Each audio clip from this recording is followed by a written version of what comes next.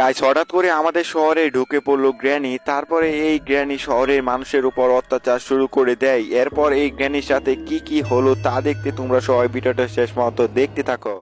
আজকে কাজ থেকে বাড়ি ফিরতে ফিরতে রাত হয়ে গেছে, তো এখন আমাকে তাড়াতাড়ি খাওয়া দাওয়া করে ঘুমাতে হবে। অফিসে এত কাজ থাকে যে বাড়িতে আসাই যায় না, তো এখন আমাকে তাড়াতাড়ি খাওয়া দাওয়া করে ঘুমাতে হবে, না হলে আবার কালকে সকাল সকাল বের হতে পারবো না। তো এখন চলো আম্মুকে ডেকে দেখি আম্মু কোথায় আছে। আম্মু আম্মু ও আম্মু, বাড়িতে আসো নাকি? কোথায়? আম্মু তো কোনো সার শব্দ পাইতেছি না, মনে হচ্ছে পাশের বাসার আন্টির সাথে গপ্প করতে গেছে। তো চলো এখন আমরা বসে বসে একটু টিভি দেখি। আজকের ফালতু খবরে সবাইকে স্বাগতম। শহরের পাশের পার্ক জুরাসিক পার্ক। এই পার্কের ভিতরে একটি পরিত্যক্ত বাড়ি রয়েছে। এই বাড়ির ভিতরে এক রাত কাটাতে পারলেই দেওয়া হবে 100 কোটি টাকা। তো এখন আর বেশি দেরি কেন, তাড়াতাড়ি চলে আসেন জুরাসিক পার্কে। গাইস এটা কি দেখলাম, জুরাসিক পার্কের ভিতরে যে বাড়িটা রয়েছে ওই বাড়িটার মধ্যে এক রাত কাটাতে পারলে নাকি 100 কোটি টাকা দেওয়া হবে। এটা কি সত্যি সত্যি নাকি তা আজকে চেক করতে হবে। তো চলো এখন আমাদের বাইকটাকে নিয়ে তাড়াতাড়ি চলে যাই জুরাসিক পার্কে। জুরাসিক পার্কে গিয়ে আজকে ওই বাড়িটার মধ্যে এক রাত কাটাবো আর 100 কোটি টাকা জিতে নেবো। গাইস এখনো আমার বিশ্বাসই হইতেছে না, জুরাসিক পার্কের ভিতরে যে বাড়িটা রয়েছে এই বাড়িটার মধ্যে থাকতে পারলে নাকি 100 কোটি টাকা পেয়ে যাবো। তো চলো এখন আমরা তাড়াতাড়ি চলে যাই, আজকে এটাই পরীক্ষা করে দেখবো। আর এটা কি করলাম, উত্তেজনার বসে আমার বাইক দিয়ে এই ল্যাম্বরগিনিটার গায়ে লাগিয়ে দিলাম। তাড়াতাড়ি চলো এই জায়গাটা থেকে যেতে হবে, না হলে এই ল্যাম্বরগিনির মালিক আমাকে ধরে সব টাকা বুঝিয়ে নেবে। তাড়াতাড়ি চলো। ল্যাম্বরগিনিটার পিছন দিক দিয়ে আমি দেখেছি পুরোটা ফেটেই গেছে। তো দেখতে পাচ্ছ গাইস রাতের শহরটা কিন্তু অনেক সুন্দর লাগতেছে। তো এখন আর কোনো চিন্তা নাই, ল্যাম্বরগিনিটার মালিক আমাকে ধরতে পারবে না। তো চলো এখন আমরা তাড়াতাড়ি চলে যাই। এদিকে গাইস দেখতে পাচ্ছ